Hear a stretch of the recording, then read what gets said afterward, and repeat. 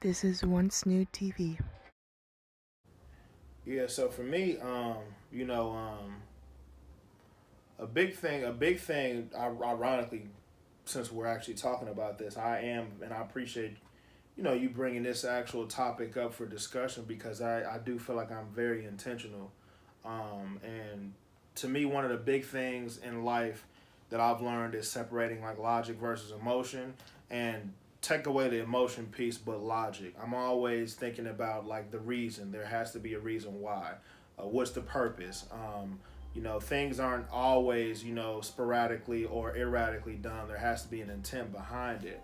You know, um, I think everybody needs to once you get to a certain age, you'll start to realize the importance of intent and logic and how that particular thing can drive everything that you do in your life. You know what I mean? Whether it comes to dating, whether it comes to, your goals, passions, whether it comes to friendships or whatever the case is. You know what I'm saying? One of the big things in my music journey that that I've come across is pretty much being DIY. I think with technology, um, each year I think it's being more important, imperative, and more important, and the emphasis and the just having the dynamic of being more DIY. You don't really need the big thing when it comes to music. Look at it like the biggest artists. They're not necessarily even in big studios anymore. They're doing stuff like home recordings or one of my favorite artists like Ty Dolla Sign, he doesn't even go into the booth. He's at the mixer board and he just has a mic hanging right next to him and he's recording that way or whatever the case is. Um, Starting off recording, on a cassette tape and then going to paying professionally in studios in high school to having a bad experience and saying, okay, hey, you know what? I think I need to go ahead and get with some homies, that I'm really close with that will record me and have my best interest. Then you go through that and then you start to say, hey, you know what? Well, I would like to actually learn how to do this stuff myself. So, intent and investing. In 2012, the first thing I bought from my studio, once I decided, hey, I need to do all this on my own just so I can have full control. And if I do mess up, it's my fault. If I succeed, it's my fault. First thing I did is I worked at Citibank, and the first piece of equipment I bought was $1,000 microphone.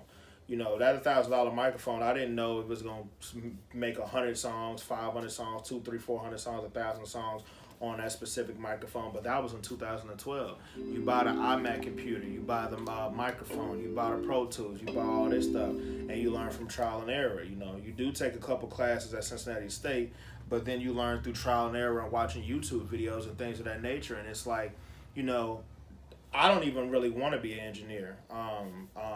That wasn't my goal.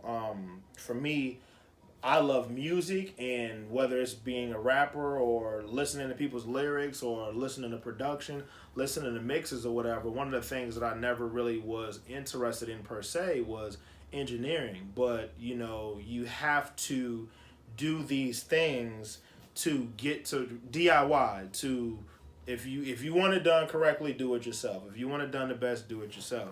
And the intent at the beginning was at that point in time when I wanted to build my studio was to make sure that I spent a few $1,000s to make sure that I don't have to pay for studio time. And even now, a lot of the records I record right now at this moment, they're all recorded at my house. You know what I'm saying, in the comfort of my own space. Sometimes you may not have the money now to I'm in a different financial space. Sometimes you might not have the money to spend $100, $200 at the studio. Well, I spent thousands of dollars years ago or over these past few years to make sure that I can walk into my room, record my stuff. Just being intention based and goal oriented is succeeded me. Now we're in a position where 2012, it was one thing, but now I'm at the liberty to where I can charge for certain things now. When I do a performance, 9 times out of 10, I'm getting paid for it. When it comes to beats now, I've always told myself that if I was a great producer, that I would be able to make the music that I really want to make. So, that came with a lot of trial and error, but with that trial and error also came a shot in confidence. Um, I had a session last year with the homie Daniel Chimisuro. Shouts out to my dog Daniel Chimisuro. Into which he's a guitarist and he's in like an indie pop, alternative pop band. And one day I just left his session and I said, you know what, I'm gonna just go ahead and sign up for piano. That, money that I pay every month, you know what I'm saying, it's extra money that I can use, but it was done with the intent to say, okay, I need to learn music theory, but also I need to get my confidence back to be able to make this music. I need to have full control of my destiny, and I would rather fail knowing that it was me who failed versus it being in the hands of, oh, this producer didn't make the beat the way I wanted to, or oh, this engineer didn't mix it the way I wanted to, or oh, like, this person didn't record my vocals the way I wanted to, or whatever the case is. So signing up for piano lessons has now brought me to a place where I can make beats at my own leisure with confidence. Everybody has beat block. Every producer has thousands of beats that they're just going to keep in a hard drive or whatever the case is. But it was all about building confidence and having the intent to make an investment, to get better. I've always had a fascination and the fantasy and dream to be the go-to guy to say, okay, well, now we have a record we're producing or an album or a project we're working on. Well, let's call up Alan. Let's get his insight. We might need Alan because he has a good insight and a good background and a voice in music, so we need him for creative direction. Or, oh, let's call Alan because we need him to produce a record. Oh, let's call Alan because we need him to rap. Oh, let's call Alan because we need him to perform. Oh, let's call Alan because we need him to record me.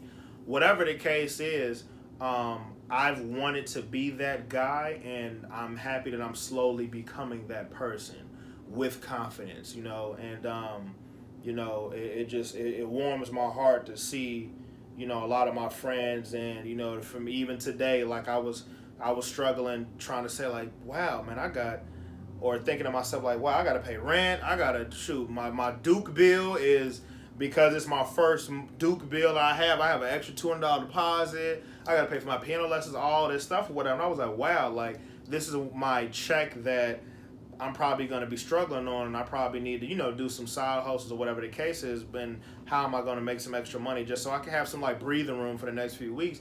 But then, as I was thinking that in that same sentiment, I had a guy hit me up who was a random guy I only met one time, but he actually lives in Atlanta right now, and was like, "Yo, you've been going crazy on the beats. Like, how much your beats going for right now?" That was today, and I was like, "Okay, cool." Like, literally, I was just thinking about this problem like an hour ago. Like, shoot, now I'm in a position where I posted these beats in the past few days. Like, I'm just going to put this art out there so people are aware that I'm a producer now, or that I've been a producer, and there's something that I haven't really necessarily shared out to people. So he hit me up like, yo, how much your beats going for right now? You going crazy. I'm like, dang, well, shoot. I gave him a number or whatever. Like, hey, all right, cool. Well, these are the beginning steps that you have to do to where in 2012, now you're starting to see some of that return of investment. And, oh, Alan, we need you for a show. Okay, well, here's my price. Oh, Alan, we need you at Crossroads because we have a